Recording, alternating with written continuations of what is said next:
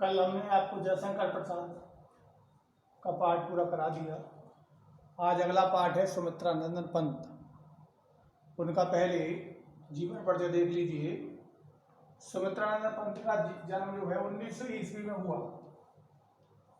ग्राम कौसानी है, जिला अल्मोड़ा, जो कि उत्तराखंड उत्तरांचल में पड़ता है इस समय। इनका मूल नाम था गोसाई दत्त और इनका निधन हुआ 28 दिसंबर 1977 ईस्वी को। इस प्रकार 77 वर्ष इनका जीवन काल रहा। इनकी मुख्य रचना देख लीजिए। काव्य में बीड़ा है, ग्रंथि है, पल्लव है, गुंजन है, युगांत है, युगवाणी है, ग्राम्या है, स्वर्ण किरण है, युगांतर, उत्तरा, चिदंबरा, कला और बूढ़ाचांद और लोकायतन, ये काव्य रचनाएं हैं। कितने की क्या है? काव्य है इतने। अगला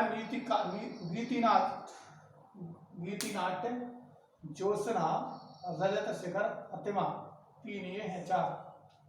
उपन्यास का 1 है हार और कहानियां 5 कहानियां। इस तरह से इनकी काव्य रचनाएं हुई। विशेष बात यह है इनके जीवन संबंधित कि छायावाद के युग प्रवर्तक है। ये छायावाद इनके का जो चला वो इन्होंने दिया। सन 1950 ईस्वी में ऑल इंडिया रेडियो के परामर्शदाता के पद पर नियुक्त हुए और 1957 तक रहे। इसमें 7 साल रहे। कला और बूढ़ाचांद पर साहित्य अकादमी पुरस्कार मिला और लोकायतन जो रचना है इनकी उस पर सोवियत और चिदंबरा पर इनको ज्ञानपीठ पुरस्कार मिला। इस तरह से ये इनका संक्षिप्त जीवन परिचय है। अब मैं इनके विषय में बता रहा हूँ दोबारा से कि सुमित्रा नंदन पंत का जन्म 1900 ईस्वी में अल्मोड़ा के निकट कौसानी नामक ग्राम में हुआ। जन्म के 6 घंटे बाद ही इनकी माता का देहांत हो गया। पिता तथा दादी की देखरेख में इनका लालन पालन हुआ। पंत जी ने 7 वर्ष की अवस्था में काव्य रचना आरंभ कर दी और पंत जी की शिक्षा का पहला चरण अल्मोड़ा में पूरा हुआ, यानी अल्मोड़ा में प्रारंभिक शिक्षा हुई। यहीं पर इन्होंने अपना नाम गोसाई दत्त रख दिया बदलकर। गोसाई दत्त से क्या हुआ? सुमित्रा नंदन पंत हो गए। सन 1919 ईस्वी में पंत जी ने अपने मझले भाई के साथ बनारस चले गए। यहाँ पर कहाँ पर? बनारस में इन्होंने क्वींस कॉलेज में शिक्षा प्राप्त की। 1950 ईस्वी में ऑल इंडिया रेडियो के परामर्शदाता के पद पर नियुक्त हुए और 1957 तक रहे।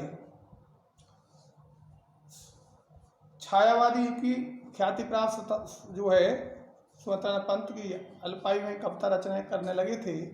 इनकी प्रथम रचना 1916 ईस्वी में सामने आई। वो पहली रचना थी गिरजे का घंटा। इसके बाद ये निरंतर काव्य साधना में तल्लीन हो गए और 1920 में इनकी रचनाएं उच्छ्वास और ग्रंथि प्रकाशित हुई। 1921 ईस्वी में उन्होंने महात्मा गांधी के आह्वान पर कॉलेज छोड़ दिया और राष्ट्रीय मुक्ति आंदोलन में सम्मिलित हो गए। परंतु अपनी कोमल प्रकृति के कारण इस सत्याग्रह में सक्रिय रूप से भाग नहीं कर पाए और सत्याग्रह छोड़कर फिर से काव्य रचना में लग गए। इस तरह से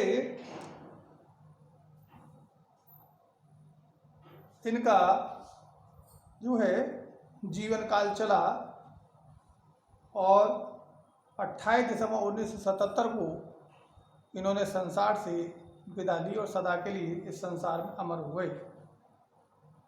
पंत जी असाधारण प्रतिभा के संपन्न साहित्यकार थे। काव्य के भाव एवं कला दोनों ही क्षेत्रों में ये महान कवि सिद्ध हुए। ये युग दृष्टा और युग स्रष्टा दोनों ही थे।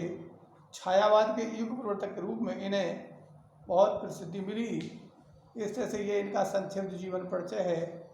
अब आगे हम इनकी जो रचना है नौका विहार उसके विषय में आपको पढ़ाएंगे।